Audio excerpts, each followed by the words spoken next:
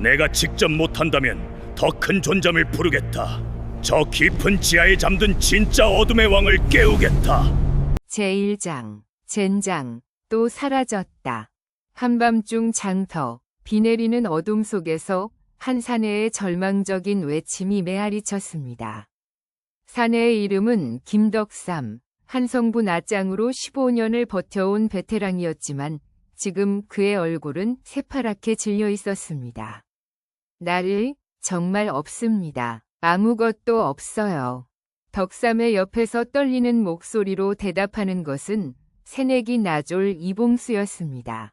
봉수의 손에 든 등불이 바람에 흔들리며 주변을 비추자 텅 빈 장터 한복판에 놓인 거대한 상자 하나만이 덩그러니 남아 있었습니다.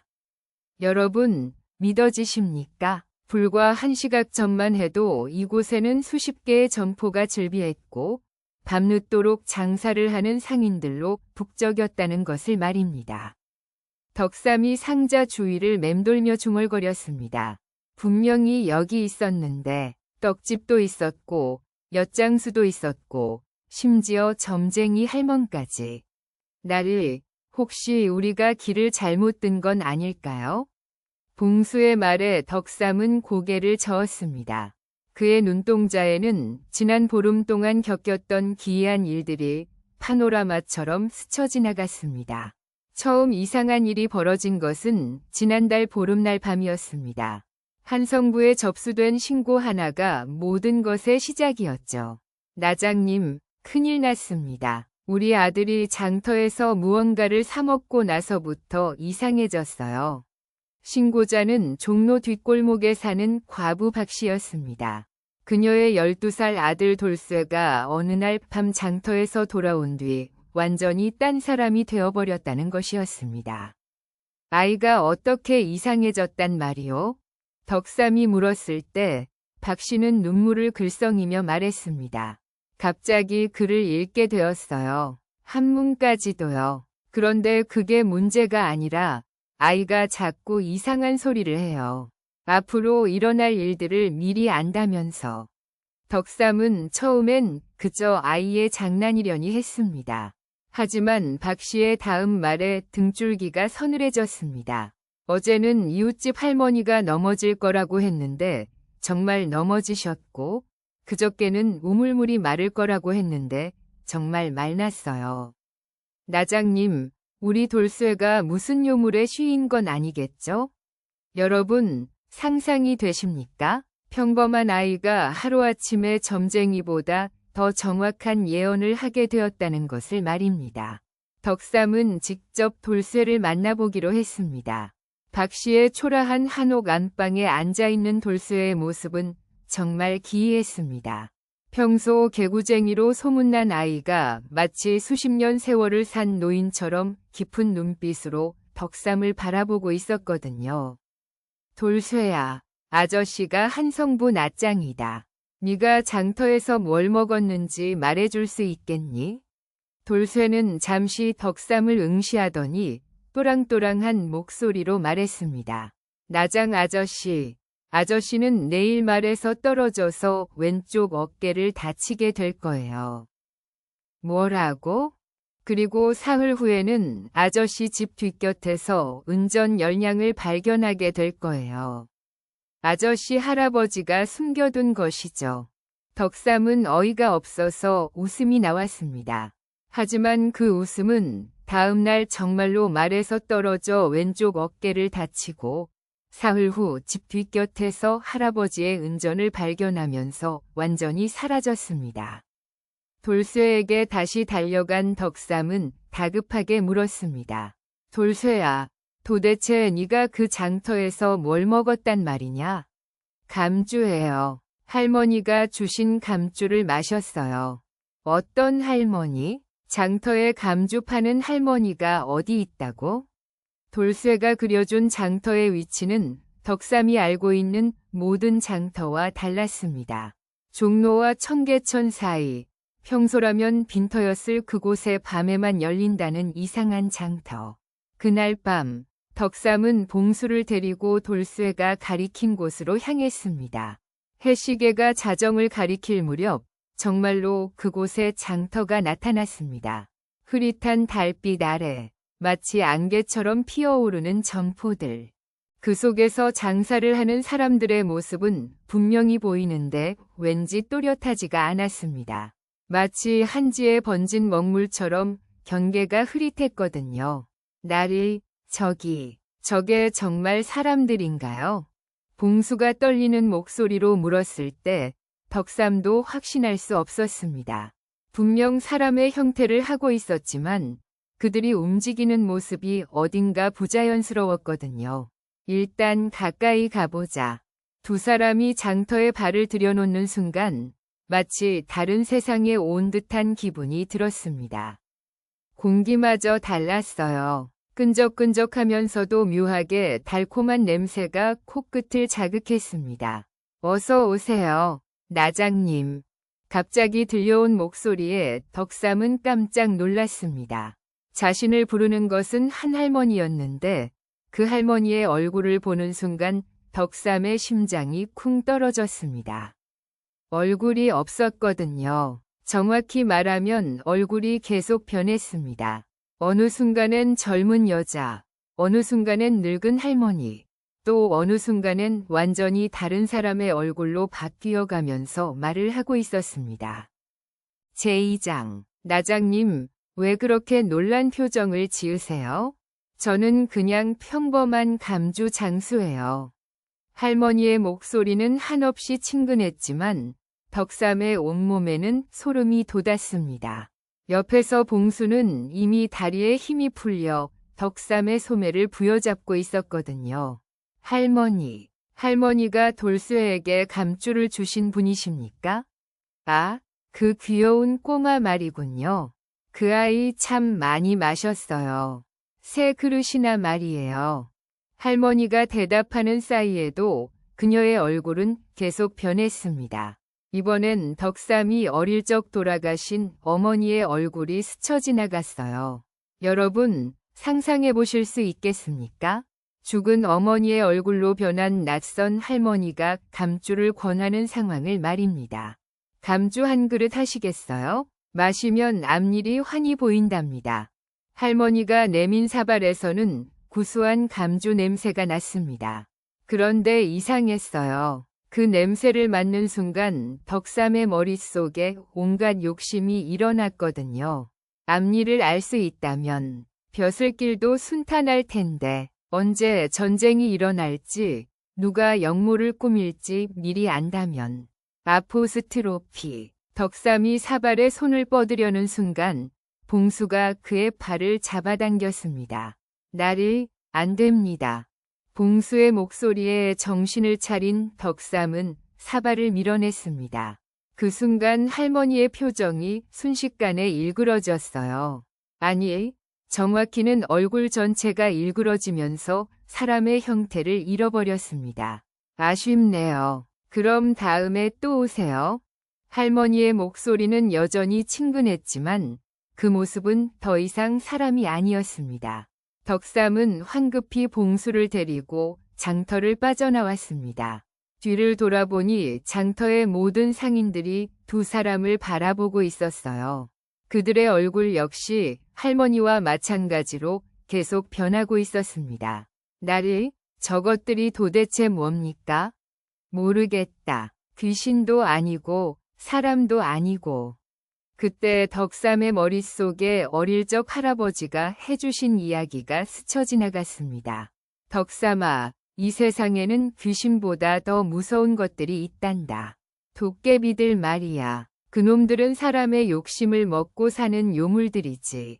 특히 장사하는 도깨비들은 사람들의 가장 간절한 소원을 들어주는 척하면서 그 대가로 영혼을 조금씩 갉아먹는단다. 아포스트로피, 도깨비. 덕삼이 중얼거리자 봉수가 물었습니다. 뭐라고 하셨습니까? 아니다. 내일 다시 와보자.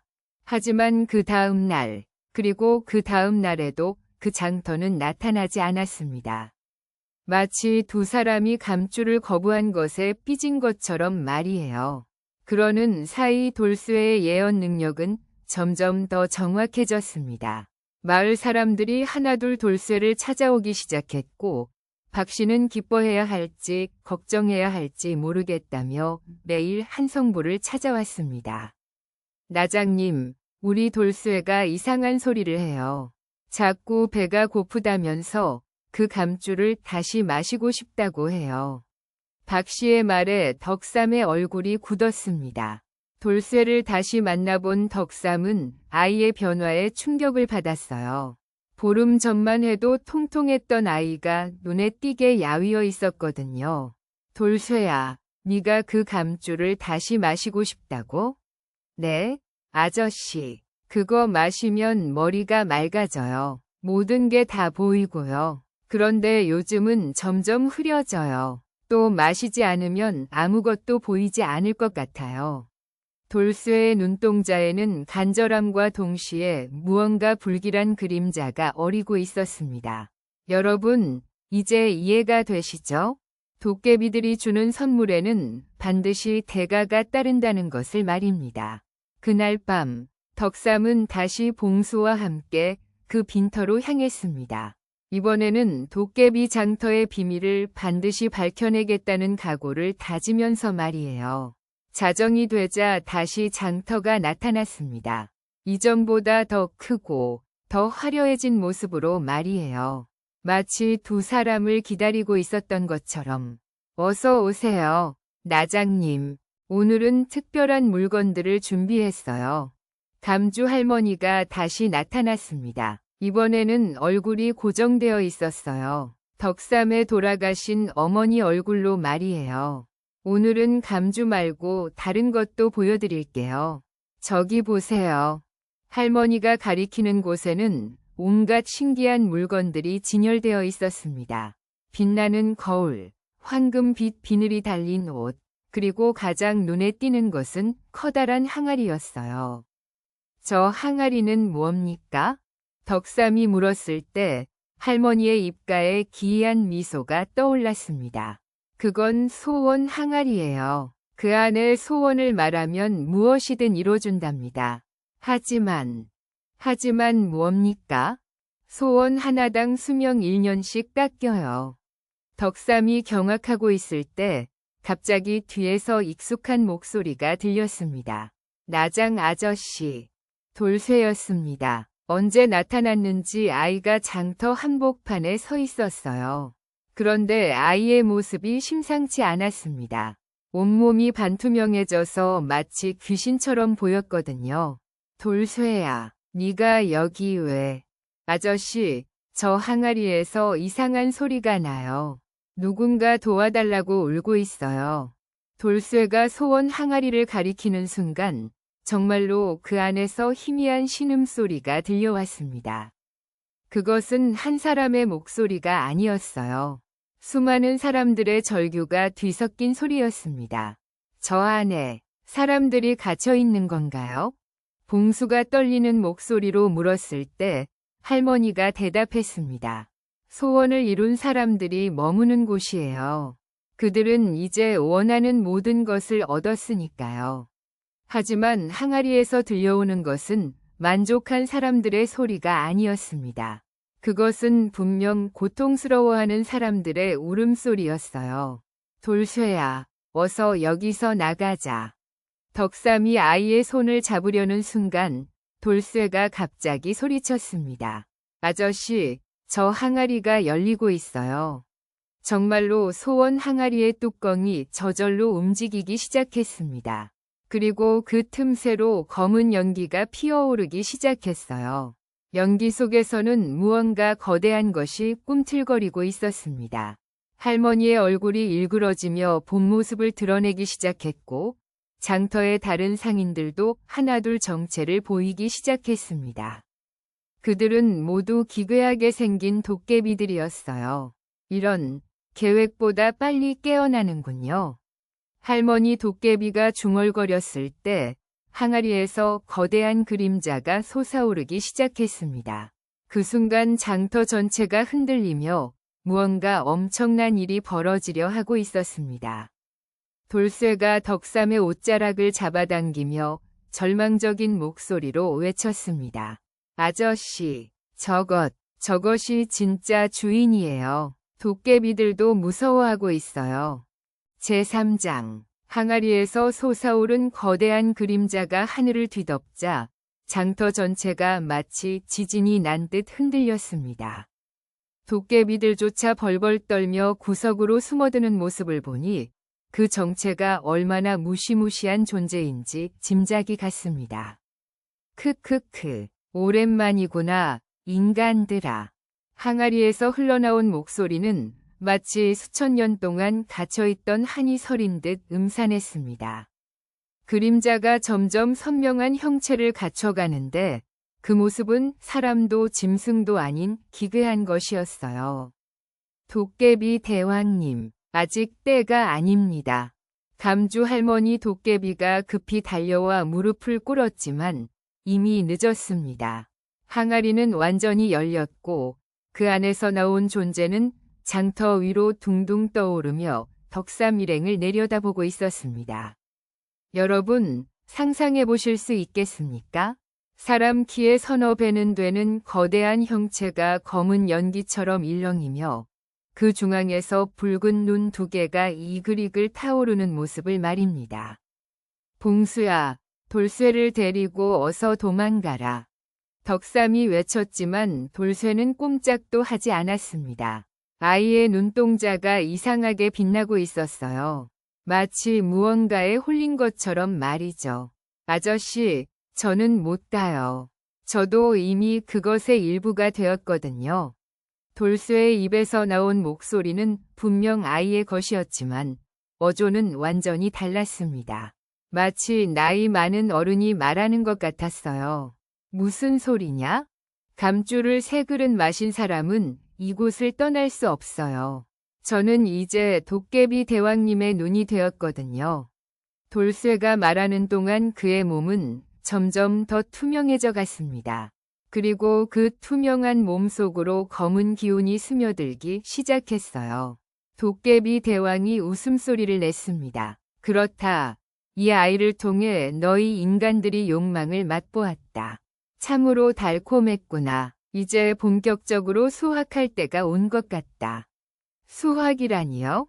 덕삼이 물었을 때 도깨비 대왕의 붉은 눈이 더욱 밝아졌습니다. 이 한성부 전체에 우리의 장터를 열 것이다. 모든 골목, 모든 거리에 말이다. 그리고 인간들이 욕망을 하나하나 들어주면서 그 대가로 영혼을 거둬들일 것이다. 여러분, 끔찍하지 않습니까? 도성 전체가 도깨비 장터로 변한다는 것을 상상해 보세요. 사람들이 자신도 모르는 사이에 영혼을 팔아버리게 되는 것을 말입니다. 그런 짓은 절대 허락할 수 없다. 덕삼이 칼을 뽑아들었지만 도깨비 대왕은 비웃기만 했습니다. 허락? 인간 따위가 우리를 막을 수 있다고? 이미 시작되었다. 보아라. 도깨비 대왕이 손을 내저으니 하늘에 거대한 그림이 떠올랐습니다. 그것은 한성부의 모습이었는데 곳곳에서 작은 불빛들이 깜빡이고 있었어요. 저 불빛 하나하나가 우리 도깨비들이 숨어든 곳이다. 이미 수십 곳에서 장터가 열리기 시작했다.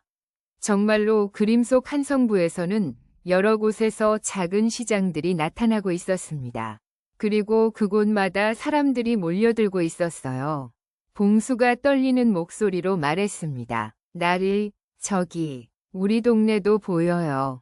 정말로 봉수가 사는 동네에도 작은 장터가 생겨나고 있었습니다. 그리고 봉수의 가족들이 그 장터로 걸어가고 있는 모습까지 보였어요. 안 돼요. 우리 어머니가. 봉수가 달려나가려 하자 도깨비 대왕이 손짓했습니다. 순간 봉수의 몸이 공중에 떠올랐어요. 급할 것 없다. 곧 너도 가족들과 만나게 될 테니까. 놓아줘라. 덕삼이 칼을 휘둘렀지만 칼날은 허공을 가를 뿐이었습니다. 도깨비 대왕은 연기처럼 흩어졌다가 다시 모이기를 반복했어요. 그때 돌쇠가 갑자기 소리쳤습니다. 아저씨, 저 항아리를 깨뜨려요. 그게 대왕님의 힘의 근원이에요. 뭐라고? 빨리요. 제가 버틸 수 있는 시간이 얼마 없어요. 돌쇠의 말에 도깨비 대왕이 분노했습니다. 감히 배신하다니. 대왕이 돌쇠를 향해 손을 뻗자 아이의 몸에서 검은 연기가 피어오르며 고통스러워했어요. 하지만 돌쇠는 끝까지 덕삼을 바라보며 외쳤습니다. 빨리. 다른 사람들이 다 죽어요. 덕삼은 더 이상 망설이지 않았습니다. 칼을 던져 항아리를 향해 날렸어요. 하지만 항아리는 생각보다 단단했습니다. 칼날이 튕겨나갈 뿐이었어요. 헛수고다. 도깨비 대왕이 비웃는 순간 예상치 못한 일이 벌어졌습니다. 항아리에서 또 다른 목소리가 들려온 것입니다. 도와줘. 그 목소리는 분명 사람의 것이었어요. 그것도 한 명이 아니라 여러 명의 목소리가 겹쳐져 들렸습니다. 누구냐? 덕삼이 항아리에 대고 소리쳤을 때 항아리 안에서 대답이 들려왔습니다. 우리는 소원을 빌었던 사람들이야. 이 안에 갇혀서 대왕의 힘이 되고 있어. 여러분, 이제 알겠지요? 소원 항아리의 진짜 정체가 무엇인지 말입니다. 그것은 단순히 소원을 들어주는 도구가 아니라 사람들의 영혼을 가두는 감옥이었던 것입니다. 제사장, 우리를 자유롭게 해줘. 그러면 대왕의 힘이 약해진다. 항아리 안 사람들의 절규를 들은 덕삼은 다시 한번 칼을 들었습니다. 이번에는 칼 끝에 자신의 정성을 담았어요. 15년 동안 백성들을 지켜온 낫장으로서의 의지를 말입니다. 이놈들아, 백성들을 괴롭히는 요괴들은 내가 용서하지 않는다. 덕삼의 칼이 항아리를 내리칠 때 이상한 일이 일어났습니다. 칼날에서 푸른 빛이 나기 시작한 것입니다. 그 빛을 본 도깨비 대왕의 얼굴이 일그러졌어요.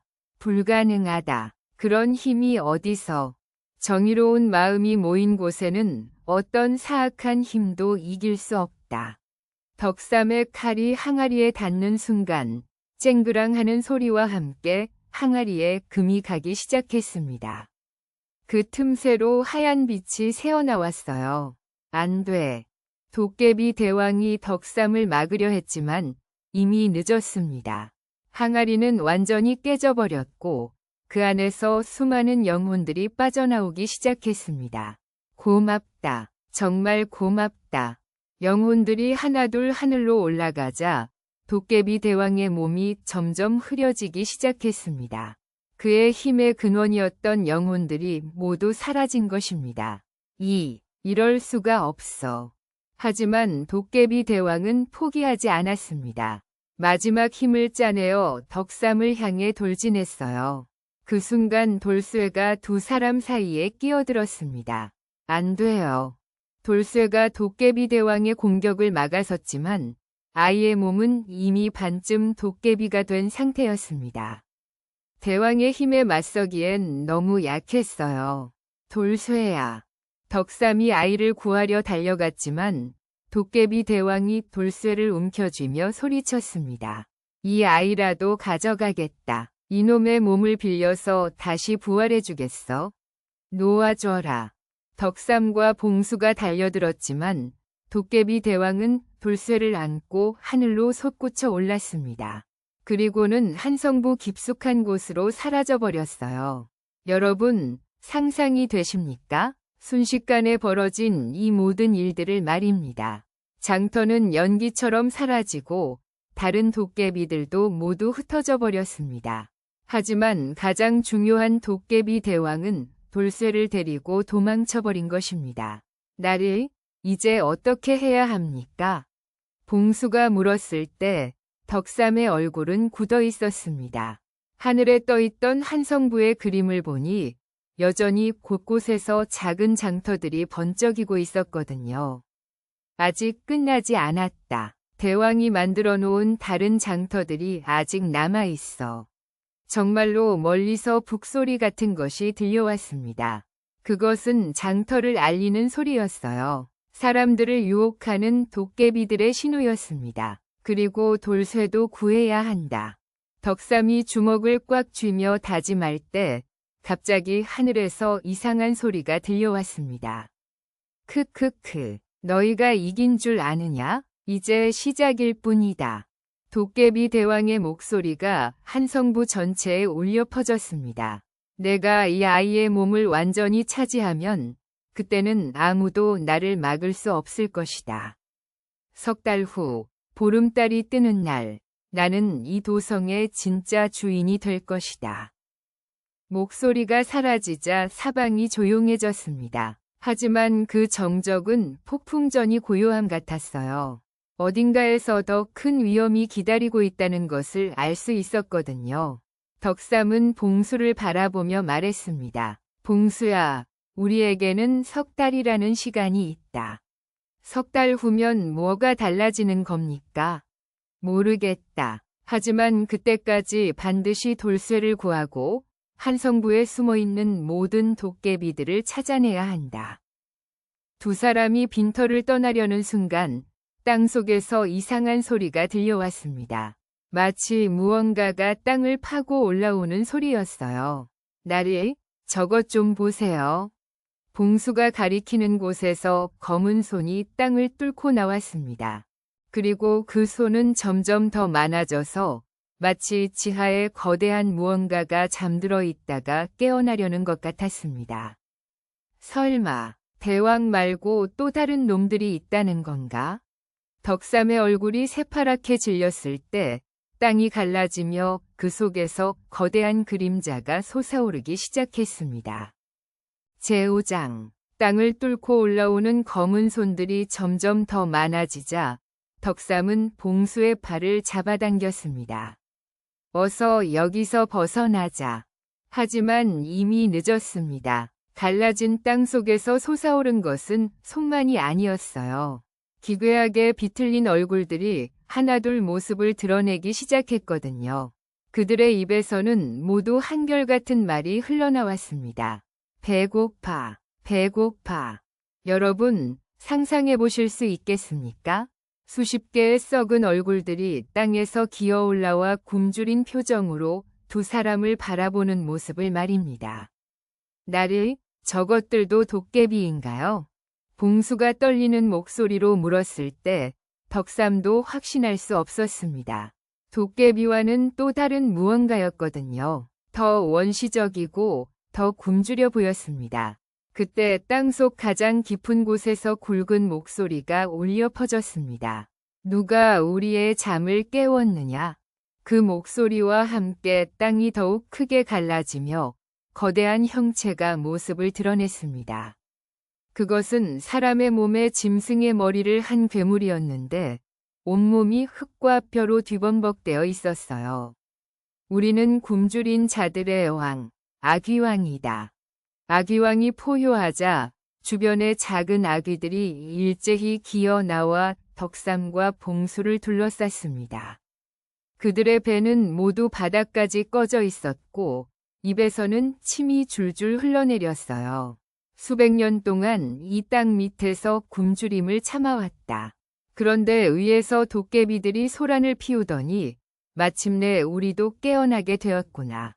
덕삼이 칼을 뽑아들며 물었습니다. 당신들이 누구든 백성들에게 해를 끼칠 수는 없다.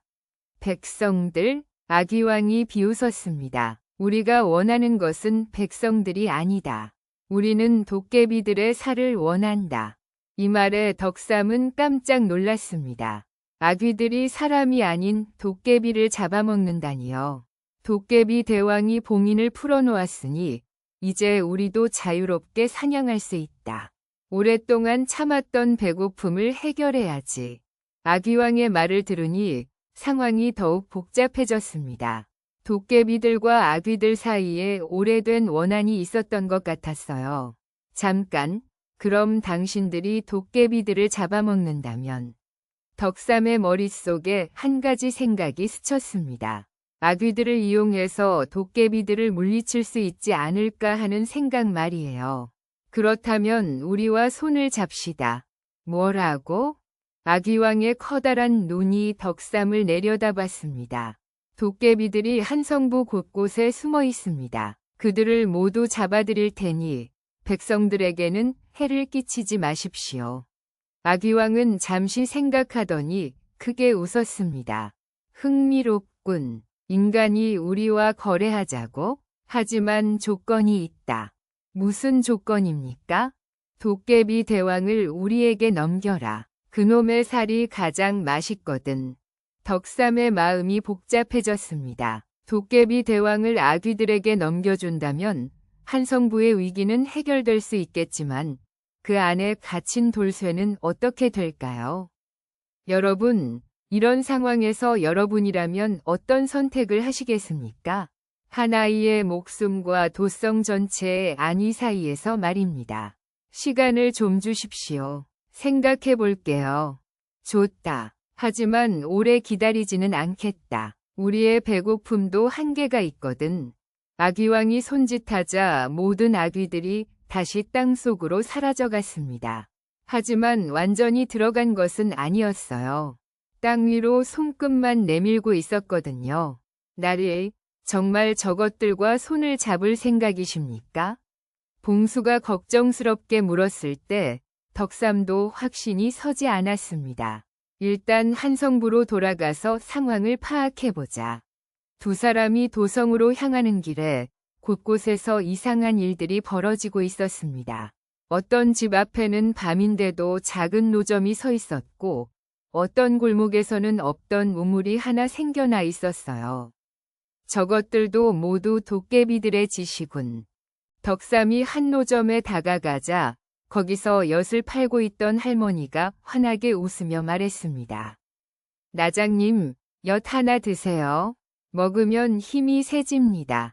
하지만 그 할머니의 그림자는 사람의 것이 아니었어요. 뿔이 달린 기괴한 모양이었거든요. 아닙니다. 덕삼이 거절하고 지나가려 하자 할머니의 표정이 일순간 일그러졌습니다. 왜요? 공짜인데요? 공짜 엿이 어디 있습니까? 대가는 따로 있어요. 한 입 먹을 때마다 하루씩 젊어져요. 대신 수명이 하루씩 줄어들 뿐이고요. 여러분, 들으셨습니까? 이것이 바로 도깨비들의 장사 수법입니다. 달콤한 유혹 뒤에는 반드시 무서운 대가가 숨어 있어요. 덕삼과 봉수가 그 자리를 벗어나자 뒤에서 할머니의 날카로운 웃음소리가 들려왔습니다. 곧 온 도성이 우리들 세상이 될 텐데 그때도 거절할 수 있을까요? 한성부 관아에 도착한 덕삼은 급히 다른 나장들을 불러 모았습니다. 상황이 얼마나 심각한지 알아야 했거든요. 각자 담당 구역에서 이상한 일이 없었나? 나장들의 보고는 덕삼의 예상보다 더 심각했습니다.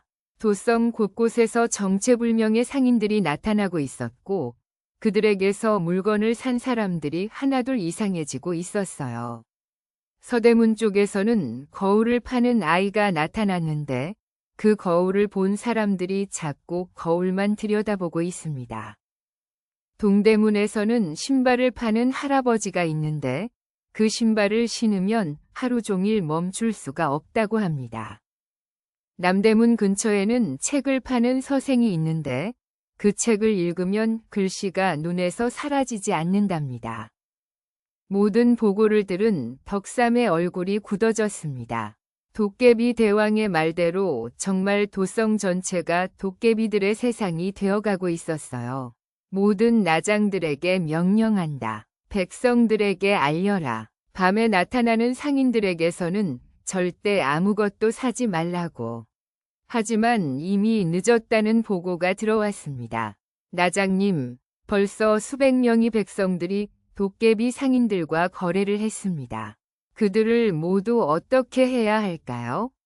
덕삼은 머리를 감쌌습니다. 이런 속도라면 정말 석 달 후에는 한성부 전체가 도깨비들의 소나기에 넘어갈지도 몰랐어요.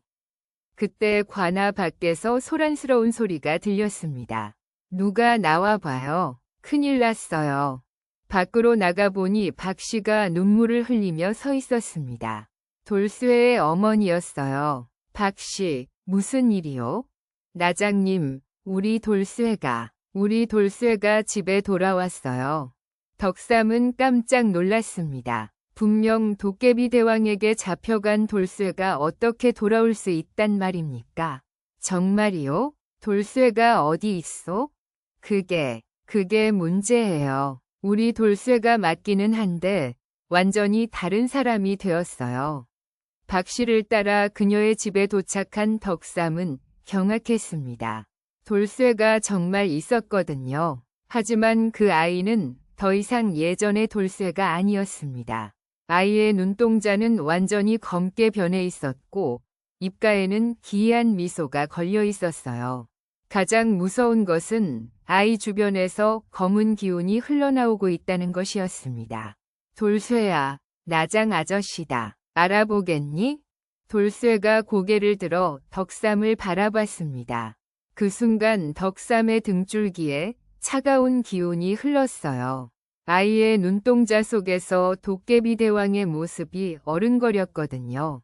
안녕하세요, 나장 아저씨. 오랜만이네요. 돌쇠의 입에서 나온 것은 아이의 목소리였지만 그 어조는 완전히 도깨비 대왕의 것이었습니다. 네가 대왕이냐, 돌쇠냐? 둘 다예요. 이제 우리는 하나가 되었거든요. 아이가 일어서자 주변의 공기가 갑자기 차가워졌습니다. 그리고 아이의 몸에서 점점 더 짙은 검은 기운이 흘러나오기 시작했어요. 석 달이라고 했지만 생각보다 빨리 완성되었네요. 이 아이의 몸이 생각보다 완벽한 그릇이었거든요. 여러분, 끔찍하지 않습니까? 순진한 아이가 완전히 사악한 존재로 변해버린 것을 말입니다. 제6장. 돌쇠야, 아직 늦지 않았다. 아저씨가 널 구해줄게. 덕삼이 아이에게 다가가려 했지만 돌쇠가 손을 내젓자 보이지 않는 힘에 밀려 벽에 부딪혔습니다. 구해달라고요? 저는 이제 이 도성에서 가장 힘이 센 존재가 되었는걸요. 왜 구해달라는 거죠? 아이의 목소리에서 더 이상 어린아이다운 천진함은 찾을 수 없었습니다. 차갑고 계산적인 어른의 목소리였어요. 그래도 넌 돌쇠다. 박 씨의 아들이고 내가 지켜주겠다고 약속한 아이란 말이다. 덕사대 간절한 호소에 아이의 표정이 잠깐 흔들렸습니다. 검은 눈동자 속에서 순간적으로 예전 돌쇠의 모습이 스쳐 지나갔어요. 아저씨. 하지만 그것도 잠시였습니다. 곧 다시 차가운 표정으로 돌아온 아이가 말했습니다. 아니에요. 저는 이제 도깨비 대왕입니다. 그 약한 인간 아이는 이미 사라졌어요. 박 씨가 아들 앞에 무릎을 꿇으며 울부짖었습니다. 돌쇠야, 제발 엄마 말 좀 들어다. 네가 우리 돌쇠지? 엄마가 낳아서 기른 내 아들이지?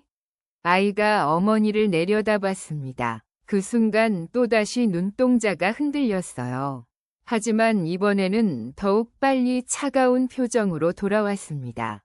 시끄러워요. 아이가 손을 내저으니 박 씨의 몸이 공중에 떠올랐습니다. 그리고는 벽에 내던져졌어요. 어머니. 덕삼이 박 씨를 부축하려는 순간 집 밖에서 웅성거리는 소리가 들려왔습니다. 무언가 큰 일이 벌어지고 있는 모양이었어요. 나장님, 큰일 났습니다. 봉수가 숨을 헐떡이며 뛰어들어왔습니다. 도성 곳곳에서 이상한 일이 벌어지고 있어요. 사람들이 갑자기 사라지기 시작했습니다. 뭐라고? 도깨비 상인들과 거래한 사람들이 하나둘씩 연기처럼 사라져요. 그리고 그 자리에는 검은 그림자만 남아있어요. 덕삼의 얼굴이 새파랗게 질렸습니다. 드디어 도깨비들의 진짜 계획이 시작된 것 같았어요. 돌쇠가 만족스러운 표정으로 고개를 끄덕였습니다. 때가 되었네요. 이제 진짜 수확을 시작할 시간입니다. 수확이라니? 도깨비들과 거래한 모든 사람들의 영혼을 거둬들이는 것이죠. 그들이 받은 선물의 대가를 치르게 하는 겁니다. 아이가 손을 펴자 손바닥 위에 작은 구슬 같은 것들이 나타났습니다. 그 구슬들은 모두 다른 색깔로 빛나고 있었어요. 이것들이 뭐냐? 사람들의 영혼이에요. 참 예쁘죠? 이걸 모으면 모을수록 저는 더 강해집니다. 여러분, 상상이 되십니까? 순진한 아이의 손 위에서 수많은 사람들의 영혼이 구슬처럼 굴러다니는 모습을 말입니다. 덕삼이 칼을 뽑아들었습니다. 그 영혼들을 당장 돌려놔라. 싫어요. 이건 정당한 거래의 결과예요. 사람들이 원해서 준 것이거든요. 정당한 거래라니. 너희들이 속인 것뿐이다. 속였다고요? 우리는 처음부터 대가를 말했는걸요. 사람들이 듣지 않았을 뿐이죠. 아이의 말에 일리가 있었습니다. 도깨비들은 분명 대가를 언급했어요. 하지만 사람들은 그 말을 진지하게 받아들이지 않았죠. 그래도 이건 잘못된 일이다. 덕삼이 아이를 향해 달려들려는 순간 집 밖에서 거대한 굉음이 들렸습니다. 마치 땅이 갈라지는 소리 같았어요. 뭐야? 또 무슨 일이지? 밖으로 나가보니 길 한복판에 커다란 구멍이 뚫려 있었습니다. 그리고 그 구멍에서 아귀들이 하나둘 기어 올라오고 있었어요. 드디어 찾았다. 도깨비 냄새가 난다. 아귀왕이 모습을 드러내며 포효했습니다. 그의 눈은 돌쇠가 있는 집을 향해 있었어요. 저놈이다. 도깨비 대왕이 저기 있다. 아귀들이 일제히 집을 향해 달려들었습니다. 그 모습을 본 돌쇠의 표정이 처음으로 당황스럽게 변했어요. 아귀들이 왜 여기에? 네가 봉인을 푼 덕분에 깨어났다. 덕삼이 외쳤을 때 아귀왕이 집벽을 부수며 안으로 들어왔습니다. 오랜만이구나, 도깨비 대왕. 수백 년 전 우리를 가둔 원수를 갚을 때가 왔다. 돌쇠가 황급히 뒤로 물러섰습니다. 아무리 대왕의 힘을 흡수했다고 해도 아직 완전하지 않은 상태에서 아귀왕과 맞서기는 벅찬 모양이었어요. 잠깐, 우리가 싸울 이유는 없다. 이유가 없다고? 내 놈이 우리를 땅속 깊은 곳에 가둬놓고는. 아귀왕이 거대한 손을 휘둘렀습니다. 돌쇠가 간신히 피했지만 그 바람에 집 한쪽 벽이 완전히 무너져 내렸어요. 여러분, 참으로 아이러니하지 않습니까? 도깨비를 잡으려던 아귀들이 오히려 덕삼에게는 도움이 되고 있는 상황을 말입니다.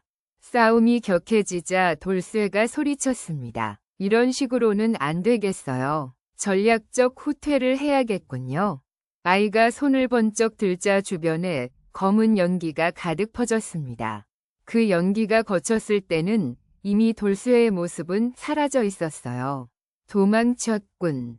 아귀왕이 분노하며 바닥을 쳤습니다. 괜찮습니다. 어차피 도성 밖으로는 못 나갈 테니까요.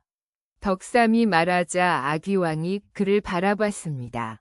인간, 네가 우리를 여기로 부른 것이냐? 그런 셈입니다. 약속대로 도깨비들을 잡아주신다면 저희도 도울 수 있습니다. 아귀왕이 잠시 생각하더니 고개를 끄덕였습니다. 좋다. 하지만 조건이 있다. 도깨비 대왕을 잡으면 그놈은 우리가 가져간다. 그리고 다른 도깨비들도 마찬가지다. 하지만 그 아이 안에는 무고한 인간이 갇혀 있습니다. 그것은 내 문제다. 우리는 도깨비만 잡아먹으면 된다. 덕삼은 고민에 빠졌습니다. 아귀들의 도움 없이는 도깨비들을 막을 수 없지만 그들과 손을 잡으면 돌쇠를 구할 수 없을지도 몰랐어요. 그때 멀리서 종소리가 울려 퍼졌습니다. 그것은 위급할 때 치는 경종이었어요. 무슨 일이지? 봉수가 종소리가 나는 방향을 바라보며 말했습니다. 저쪽은 대궐 방향입니다. 덕삼의 얼굴이 굳어졌습니다. 설마 도깨비들이 대궐까지 침입한 것일까요? 어서 가봐야겠다. 아귀왕이 말했습니다. 우리도 따라가겠다. 도깨비들이 많이 모여 있을 테니까. 일행이 대궐을 향해 달려가는 동안 하늘에서 이상한 빛이 내려오기 시작했습니다. 그 빛은 붉은색도 푸른색도 아닌 형용할 수 없는 색깔이었어요. 저 빛은 무엇입니까? 모르겠다. 하지만 좋은 징조는 아닌 것 같다. 대궐에 가까워질수록 그 빛은 더욱 강해졌습니다. 그리고 그 빛이 내리쬐는 곳마다 이상한 일들이 벌어지고 있었어요. 나무들이 하루아침에 시들어버렸고 우물물이 검은색으로 변했으며 집들의 벽에는 기이한 글자들이 저절로 새겨지고 있었습니다. 이건 마치 덕삼이 중얼거리는 순간 대궐 위로 거대한 그림자가 나타났습니다. 그 그림자의 정체를 본 순간 모든 사람들의 얼굴이 새하얗게 변했어요. 그것은 돌쇠였습니다. 하지만 집채만큼 커진 거대한 돌쇠의 모습이었어요. 아이의 눈은 완전히 검게 변해 있었고 입가에는 섬뜩한 미소가 걸려 있었습니다. 거대한 돌쇠가 입을 열어 말했습니다. 이제 이 도성은 완전히 제 것입니다. 모든 백성들은 제게 무릎을 꿇으시기 바랍니다. 그 목소리가 도성 전체에 울려 퍼지자 곳곳에서 사람들의 비명소리가 들려오기 시작했습니다. 제7장 거대한 돌쇠의 목소리가 도성 전체를 뒤흔드는 순간 덕삼의 심장이 쿵 떨어졌습니다. 집채만한 아이의 모습이 대궐 위로 떠오른 채 온 도성을 내려다보고 있었거든요. 이제 모든 백성들은 제게 절을 하십시오. 새로운 왕이 탄생했습니다. 거대한 돌쇠가 손을 내리치자 대궐의 지붕 기와들이 우수수 떨어져 내렸습니다. 그 소리만으로도 땅이 흔들릴 정도였어요. 여러분, 상상이 되십니까? 평소 어른 무릎 높이밖에 안 되던 순진한 아이가 거인이 되어 온 도성을 지배하려 하는 모습을 말입니다. 나를 저걸 어떻게 막습니까? 봉수가 떨리는 목소리로 물었을 때 덕삼도 막막했습니다. 사람 크기일 때도 막기 어려웠는데 이제는 집채만큼 커진 상황이었거든요. 그때 아귀왕이 혀를 날름거리며 말했습니다. 오히려 좋군. 저렇게 크면 살점도 많을 것 아니냐. 지금이 무슨 상황인데 그런 소리를. 덕삼이 화를 내려는 순간 대궐에서 비명소리가 들려왔습니다. 거대한 돌쇠가 대궐 안으로 손을 집어넣고 있었거든요. 임금님이 위험하다. 덕삼이 달려가려 했지만 거대한 돌쇠가 고개를 돌려 그들을 내려다봤습니다. 그 순간 덕삼은 아이의 눈동자 깊은 곳에서 희미하게 진짜 돌쇠가 울고 있는 모습을 보았어요. 도와줘요. 아저씨, 제발. 너무나 작은 목소리였지만 분명히 들렸습니다. 진짜 돌쇠가 도깨비 대왕에게 완전히 잠식되지 않고 아직 버티고 있는 것이었어요. 돌쇠야, 아저씨가 들었다. 조금만 더 버텨. 덕삼이 소리쳤지만 곧 거대한 돌쇠의 표정이 다시 차갑게 변했습니다. 시끄럽군요. 그 조그마한 인간 조각이 아직도 저항하고 있나 보네요. 거대한 돌쇠가 가슴을 치자 그 몸속에서 검은 연기가 더욱 짙게 피어올랐습니다. 그 연기 속에서 돌쇠의 비명소리가 희미하게 들려왔어요. 이제 완전히 사라져 주시기 바랍니다. 이 몸은 이제 제 것이니까요. 여러분, 이보다 더 참혹한 일이 어디 있겠습니까? 순진한 아이가 자신의 몸 안에서 사라져가는 것을 지켜보는 것을 말입니다. 그때 아귀왕이 갑자기 포효했습니다. 더 이상 기다릴 수 없다. 부하들아, 공격하라. 땅 속에서 수십 마리의 아귀들이 일제히 기어 올라왔습니다. 그들은 모두 굶주린 표정으로 거대한 돌쇠를 향해 달려들었어요. 감히 거대한 돌쇠가 손을 휘두르자 몇 마리의 아귀들이 날아가 버렸습니다. 하지만 아귀들은 포기하지 않았어요. 오히려 더욱 격렬하게 달려들었거든요. 수백 년 동안 굶주린 우리의 한을 풀어주마. 아귀들이 거대한 돌쇠의 다리에 매달리기 시작했습니다. 몸집이 작아서 별로 위험해 보이지 않았지만 아귀들의 이빨은 무엇이든 씹어 먹을 수 있었어요. 아프다. 이 지저분한 것들아. 거대한 돌쇠가 다리를 흔들어 아귀들을 떨어뜨리려 했지만 아귀들은 꽉 붙어서 놓아주지 않았습니다. 덕삼은 이 기회를 놓칠 수 없다고 생각했습니다. 봉수야, 지금이다. 대궐로 가서 임금님을 모셔내어라. 나리는 어떻게 하실 겁니까? 나는 돌쇠를 구해야 한다. 덕삼이 칼을 뽑아들고 거대한 돌쇠를 향해 달려갔습니다. 아귀들 덕분에 주위가 분산된 틈을 타서 접근할 수 있었어요. 하지만 거대한 돌쇠도 바보가 아니었습니다. 인간 따위가 감히. 거대한 손이 덕삼을 향해 내리쳤습니다. 덕삼은 간신히 굴러서 피했지만 그 바람에 땅이 크게 패였어요. 이런 식으로는 안 되겠군. 덕삼이 다른 방법을 생각하고 있을 때 갑자기 하늘에서 밝은 빛이 내려왔습니다.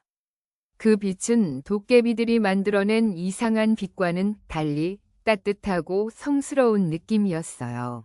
저건 뭐지? 빛이 점점 가까워지더니 그 속에서 한 사람의 모습이 나타났습니다. 그것은 흰 도포를 입은 노인이었는데 온몸에서 은은한 빛이 나고 있었어요. 누구냐? 거대한 돌쇠가 소리쳤을 때 노인이 조용히 대답했습니다. 나는 이 땅을 지키는 산신이다. 산신이라니. 덕삼은 깜짝 놀랐습니다. 전설로만 들었던 산신이 정말 나타난 것이었어요. 도깨비 대왕이여, 네가 저지른 일이 너무 과하다.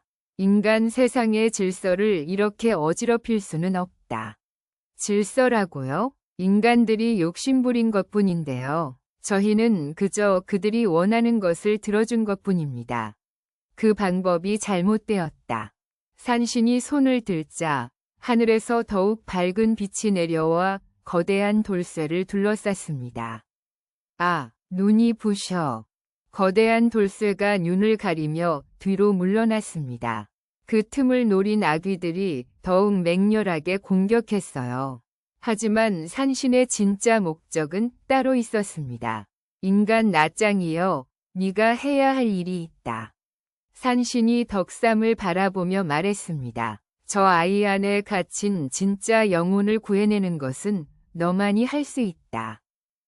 어떻게 하라는 말씀입니까? 내 진심이 담긴 부름이 필요하다.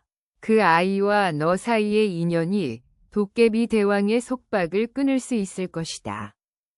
덕삼은 산신의 말을 듣고 깊이 숨을 들이켰습니다. 그리고는 온 힘을 다해 소리쳤어요. 돌쇠야, 나장 아저씨다. 너를 처음 만났을 때를 기억하냐? 네가 엿을 먹고 싶다고 조르던 모습을 기억한다. 내 어머니가 얼마나 널 사랑하는지도 알고 있어. 덕삼의 목소리가 도성 전체에 울려 퍼졌습니다. 너는 우리 모두에게 소중한 아이야. 도깨비 따위에게 내 몸을 내어줄 필요 없다. 아저씨가 널 지켜줄게. 그 순간 거대한 돌쇠의 몸이 흔들리기 시작했습니다. 가슴 부근에서 작은 빛이 깜빡이기 시작한 것입니다. 아저씨, 아저씨. 희미하지만 진짜 돌쇠의 목소리가 들려왔습니다. 무슨 짓이야? 조용히 해. 도깨비 대왕이 분노하며 자신의 가슴을 쳤지만 그 빛은 점점 더 밝아졌어요. 여러분, 보고 계십니까? 진정한 사랑과 우정의 힘이 어떤 사악한 마법보다도 강하다는 것을 말입니다. 돌쇠야, 힘내. 너는 혼자가 아니야. 덕삼이 계속 소리치자 거대한 돌쇠의 몸 곳곳에서 작은 빛들이 나타나기 시작했습니다. 그것은 진짜 돌쇠의 의지가 되살아나고 있다는 증거였어요. 안 돼. 이럴 수는 없어.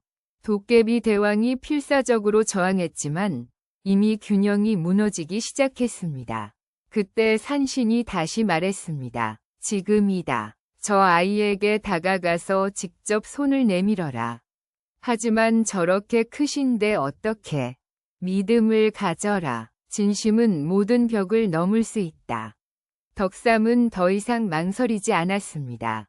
거대한 돌쇠를 향해 뛰어갔어요. 아귀들이 여전히 다리에 매달려 있었지만 덕삼은 그 틈새로 기어 올라가기 시작했습니다. 뭐 하는 거야? 거대한 돌쇠가 덕삼을 떨어뜨리려 했지만 이상하게도 덕삼은 떨어지지 않았어요. 마치 보이지 않는 힘이 그를 붙잡고 있는 것 같았습니다. 덕삼이 거대한 돌쇠의 가슴까지 올라갔을 때 그곳에서 작은 빗덩어리를 발견했습니다. 그 안에는 진짜 돌쇠가 웅크리고 앉아 있었어요. 아저씨. 돌쇠가 덕삼을 보고 손을 뻗었습니다. 돌쇠야, 내 손을 잡아. 덕삼이 손을 내밀었지만 그 순간 도깨비 대왕의 마지막 저항이 시작되었습니다. 절대 놓아주지 않겠다. 거대한 돌쇠의 몸 전체에서 검은 기운이 폭발하듯 뿜어져 나왔습니다. 그 힘에 덕삼은 공중으로 날아갔어요. 나장님. 아귀왕이 덕삼을 받아주었습니다. 인간, 괜찮아? 고맙습니다. 하지만 아직 끝나지 않았어요. 정말로 거대한 돌쇠는 이전보다 더욱 크게 변하고 있었습니다. 분노에 찬 도깨비 대왕이 마지막 힘을 모두 쏟아내고 있었거든요. 이제 정말 끝장을 내주겠다. 거대한 돌쇠가 두 손을 모아 하늘로 치켜들었습니다. 그러자 하늘에서 검은 구름이 몰려들기 시작했어요. 산신의 얼굴이 심각해졌습니다. 저놈이 하늘의 기운까지 빨아들이려 한다. 그렇게 되면 어떻게 됩니까? 이 도성뿐만 아니라 온 나라가 도깨비들의 세상이 될 것이다. 여러분, 상상이 되십니까? 조선 전체가 도깨비들에게 지배당하는 끔찍한 상황을 말입니다. 제8장. 하늘의 검은 구름들이 거대한 돌쇠의 손 위로 빨려 들어가기 시작하자 온 도성이 어둠에 휩싸였습니다. 낮인데도 밤처럼 캄캄해진 것이에요. 이제 온 나라가 우리 도깨비들의 세상이 됩니다. 거대한 돌쇠가 포효하며 하늘의 기운을 흡수하는데 그 모습은 마치 하늘을 삼키려는 괴물 같았습니다. 산신이 급히 덕삼에게 소리쳤습니다. 더 이상 기다릴 수 없다. 지금 당장 저 아이의 마음속으로 들어가야 한다. 마음속으로 들어간다고요? 그렇다. 몸으로는 불가능하다. 내 정신이 직접 들어가서 그 아이의 영혼을 구해내야 한다. 덕삼은 당황했습니다. 몸이 아닌 정신으로 들어간다는 것이 무슨 뜻인지 이해할 수 없었거든요. 어떻게 하라는 말씀입니까? 눈을 감고 그 아이만을 생각해라. 처음 만났을 때부터 지금까지의 모든 기억을 떠올려라. 그러면 길이 보일 것이다. 덕삼은 산신의 말대로 눈을 감았습니다. 그리고 돌쇠와 함께했던 모든 순간들을 떠올렸어요. 처음 만났을 때 엿을 사달라고 졸랐던 모습, 어머니 앞에서 장난치던 모습, 그리고 도깨비 장터에서 처음 이상한 변화를 보였던 모습까지. 그 순간 덕삼의 몸이 공중으로 떠오르기 시작했습니다. 아니, 정확히는 몸은 그대로 있고 정신만이 떠오른 것이었어요. 이상하다. 내 몸이 저기 있는데. 덕삼이 아래를 내려다보니 자신의 몸이 눈을 감고 서 있는 모습이 보였습니다. 그리고 자신은 투명한 모습으로 공중에 떠 있었어요. 성공했군. 산신의 목소리가 들렸습니다. 이제 저 아이의 마음속으로 들어가라. 서둘러야 한다. 덕삼의 영혼이 거대한 돌쇠의 이마를 향해 날아갔습니다. 이마에 닿는 순간 마치 물속으로 빠져드는 듯한 느낌이 들었어요. 그리고 다음 순간 덕삼은 완전히 다른 곳에 서 있었습니다. 여러분, 상상해 보실 수 있겠습니까? 한 아이의 마음속 세계가 어떤 모습일지 말입니다. 덕삼이 도착한 곳은 돌쇠의 집과 똑같았습니다. 하지만 모든 것이 회색빛이었고 곳곳에 검은 균열이 가 있었어요. 마치 누군가 이 따뜻한 집을 부수려 하고 있는 것 같았습니다. 돌쇠야, 어디 있니? 덕삼이 소리쳤을 때 안방에서 흐느끼는 소리가 들려왔습니다. 방문을 열어보니 작은 돌쇠가 구석에 웅크리고 앉아 울고 있었어요. 하지만 그 아이의 몸은 점점 투명해져 가고 있었습니다. 아저씨. 돌쇠가 덕삼을 보고 달려왔습니다. 무서워요. 저 나쁜 것이 자꾸 절 잡아먹으려고 해요. 정말로 방 한쪽 벽이 검은 구멍처럼 뚫려 있었고 그 속에서 도깨비 대왕의 목소리가 들려오고 있었어요. 이제 그만 포기해라, 꼬마야. 어차피 내 몸은 내 것이다. 절대 안 돼요. 돌쇠가 덕삼의 옷을 붙잡으며 소리쳤습니다. 아저씨, 저 구멍이 점점 커지고 있어요. 곧 이 집 전체를 삼킬 거예요. 정말로 검은 구멍은 계속 커지고 있었습니다. 이미 방위 절반을 차지하고 있었어요. 덕삼이 돌쇠의 손을 꽉 잡으며 말했습니다. 괜찮다. 아저씨가 널 지켜줄게. 하지만 어떡해요? 저 무서운 것을 어떻게 막아요? 그때 덕삼의 머릿속에 산신의 말이 떠올랐습니다. 진심은 모든 벽을 넘을 수 있다는 말이었어요. 돌쇠야, 아저씨와 함께 저 구멍을 막아보자. 어떻게요? 네가 가장 행복했던 기억을 떠올려봐. 그리고 그 기억으로 저 어둠을 밀어내는 거야. 돌쇠가 눈을 감고 생각했습니다. 그러자 방 한쪽에서 작은 빛이 나타나기 시작했어요. 엄마랑 같이 떡을 만들던 날이 생각나요.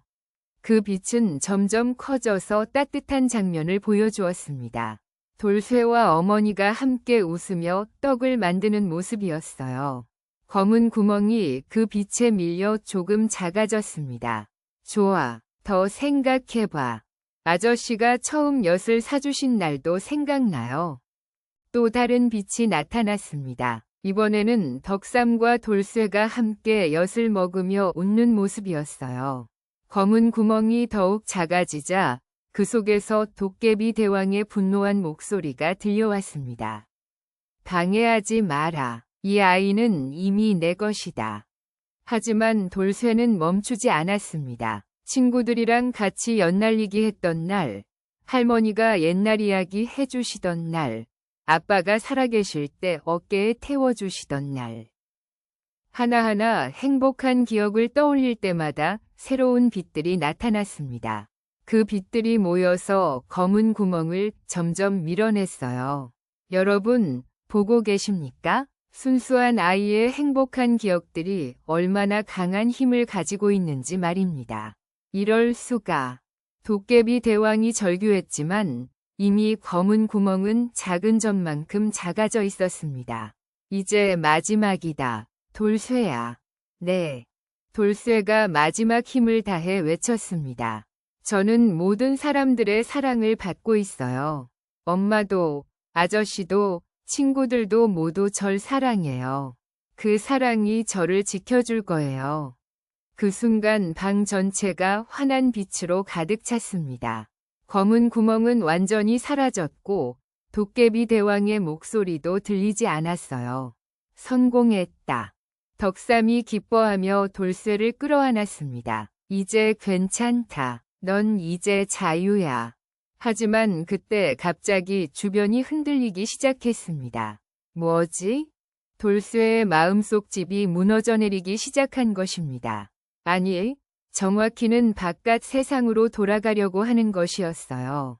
아저씨, 우리가 돌아가나 봐요.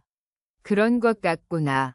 두 사람이 환한 빛에 휩싸이는 순간 덕삼은 자신의 몸으로 돌아왔습니다. 눈을 떠보니 거대했던 돌쇠가 점점 작아지고 있었어요.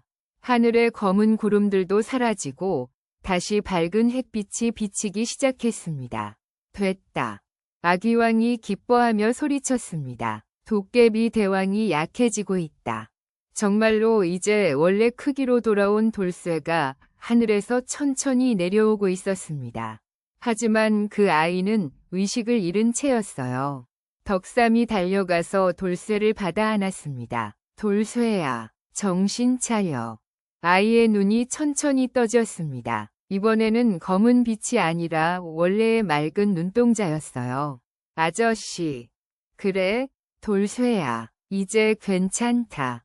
하지만 그 순간 돌쇠의 몸에서 검은 연기가 한 줄기 빠져나왔습니다. 그 연기는 공중에서 다시 사람 형태를 갖췄어요. 아직 끝나지 않았다. 도깨비 대왕이 마지막 힘을 짜내며 나타났습니다. 하지만 이전과는 달리 매우 약해 보였어요. 비록 그 아이는 잃었지만 아직 도성 곳곳에 내 부하들이 남아있다. 그들이 계속 사람들을 유혹할 것이다. 정말로 멀리서 여전히 도깨비들의 장터 소리가 들려오고 있었습니다. 산신이 도깨비 대왕을 향해 손을 뻗었습니다. 이제 내 시대는 끝났다. 끝났다고? 아니다. 나는 절대 포기하지 않는다. 도깨비 대왕이 마지막 발악을 하며 사라지려는 순간 그가 외쳤습니다. 내가 직접 못한다면 더 큰 존재를 부르겠다. 저 깊은 지하에 잠든 진짜 어둠의 왕을 깨우겠다. 그 말과 함께 도깨비 대왕이 완전히 사라졌을 때 갑자기 온 땅이 크게 흔들리기 시작했습니다. 산신의 얼굴이 새파랗게 변했습니다. 설마 저놈이 정말로. 그때 도성 한복판에서 거대한 균열이 생기기 시작했습니다. 마치 땅이 갈라져서 무언가 거대한 것이 올라오려 하는 것 같았어요. 균열에서 붉은 빛이 새어나오기 시작했고 동시에 지금까지 들어본 적 없는 무서운 울음소리가 들려왔습니다. 크아압! 그 소리만으로도 주변의 나무들이 시들기 시작했고 새들이 떼를 지어 날아가 버렸어요. 산신이 떨리는 목소리로 말했습니다. 큰일이다. 제구장. 그 무서운 울음소리가 도성 전체를 뒤흔들자 균열에서 거대한 검은 그림자가 솟아오르기 시작했습니다. 그것은 지금까지 보았던 그 어떤 존재보다도 크고 무시무시했어요. 산신의 얼굴이 절망에 가득 찼습니다. 저것은 태고의 어둠 그 자체다. 수천 년 전 이 땅에서 쫓겨났던 절대악의 화신이 깨어나고 있다. 여러분, 상상이 되십니까? 도깨비 대왕조차 하찮은 존재로 보일 정도의 거대한 악이 세상에 나타나려 하는 순간을 말입니다. 하지만 그때 덕삼의 품에 안긴 돌쇠가 갑자기 일어났습니다. 아저씨, 저것을 막을 수 있어요. 뭐라고? 제가 도깨비 대왕과 함께 있으면서 많은 것을 보았어요. 저것을 막는 방법을 알고 있어요. 돌쇠의 눈에는 더 이상 어린아이의 순진함만이 있는 것이 아니었습니다. 고난을 겪으며 얻은 지혜와 용기가 빛나고 있었어요. 하지만 위험하다, 돌쇠야. 괜찮아요. 이번에는 제가 아저씨를 도울 차례예요. 돌쇠가 손을 내밀자 그의 손바닥에서 따뜻한 빛이 나기 시작했습니다. 그 빛은 도깨비 대왕에게서 얻었던 힘이 아니라 순수한 마음에서 우러나오는 진짜 힘이었어요. 모든 사람들의 마음을 하나로 모으면 저것을 막을 수 있어요. 아저씨가 저를 구해주셨듯이 이번에는 우리가 모든 사람들을 구해야 해요. 덕삼이 돌쇠의 말을 이해했습니다. 혼자의 힘으로는 불가능하지만 모든 사람들의 마음이 모이면 어떤 어둠도 이길 수 있다는 것을 말이에요. 알겠다. 어떻게 하면 되지? 먼저 아귀왕님께 부탁드려야 해요. 돌쇠가 아귀왕을 향해 고개를 숙였습니다. 아귀왕님, 잠시 저희와 손을 잡아주세요. 저것이 나타나면 이 세상 모든 생명이 위험해져요.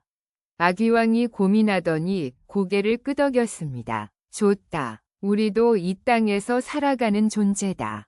저런 절대악이 나타나면 우리도 무사하지 못할 것이다. 이어서 돌쇠가 산신을 바라봤습니다. 산신님, 도성의 모든 사람들에게 알려주세요. 지금 이 순간 모든 사람들이 마음을 모아 기도해야 한다고요. 산신이 두 팔을 하늘로 치켜들자 그의 목소리가 도성 전체에 울려 퍼졌습니다. 도성의 모든 백성들이여, 지금 이 순간 여러분의 마음을 모아 기도하십시오. 여러분이 가장 소중히 여기는 것들을 떠올리며 간절히 빌어주십시오. 그러자 도성 곳곳에서 사람들이 무릎을 꿇고 기도하기 시작했습니다.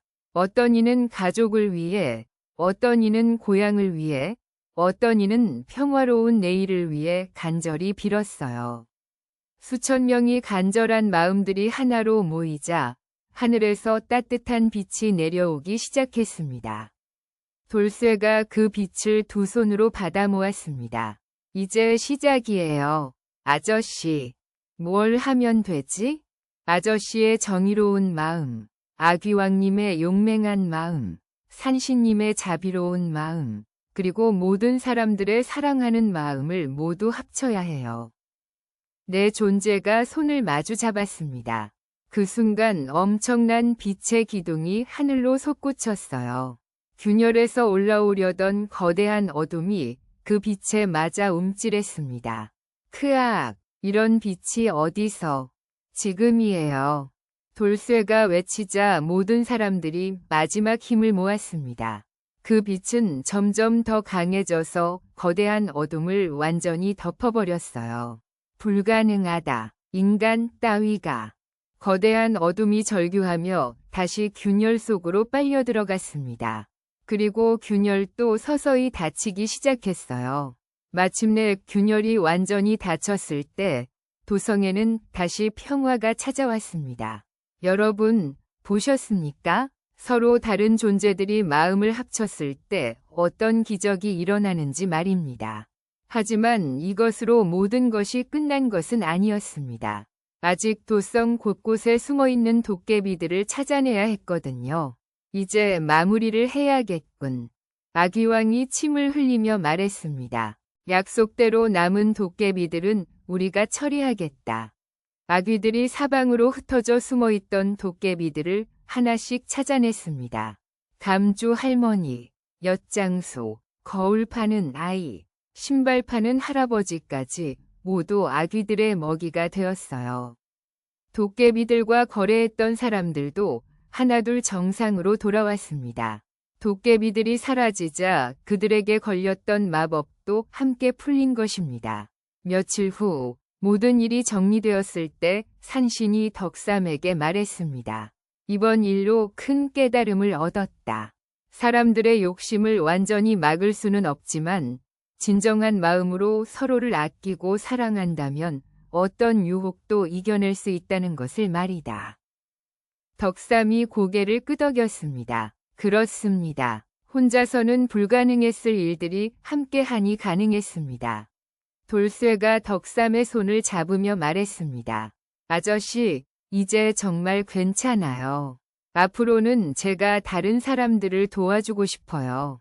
어려운 일이 있으면 함께 해결하는 거예요.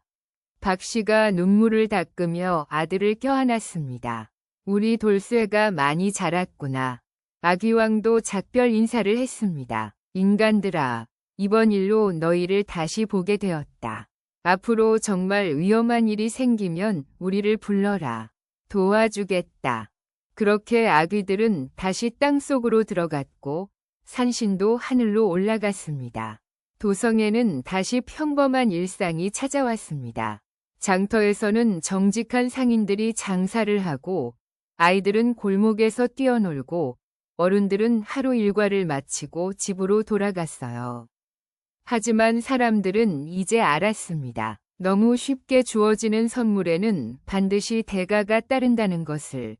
그리고 진정한 행복은 서로 나누고 함께할 때 찾을 수 있다는 것을 말입니다. 덕삼은 여전히 낫장으로서 도성을 지키고 있습니다. 이제 돌쇠도 그의 든든한 조수가 되어 함께 백성들을 돌보고 있어요. 그리고 가끔, 정말 가끔 밤이 깊을 때 이상한 소문이 들리면 두 사람은 함께 나서서 문제를 해결합니다.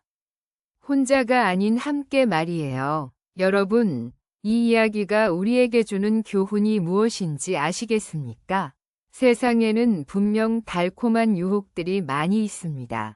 하지만 그 유혹에 홀로 맞서기보다는 가족과 이웃, 그리고 우리가 사랑하는 모든 사람들과 마음을 모아 함께 이겨나갈 때 비로소 진정한 승리를 거둘 수 있다는 것을 말입니다. 오늘을 사는 우리 모두가 서로의 든든한 동반자가 되어 어떤 어려움이 와도 함께 헤쳐나가는 지혜로운 삶을 살아가시기를 간절히 바랍니다.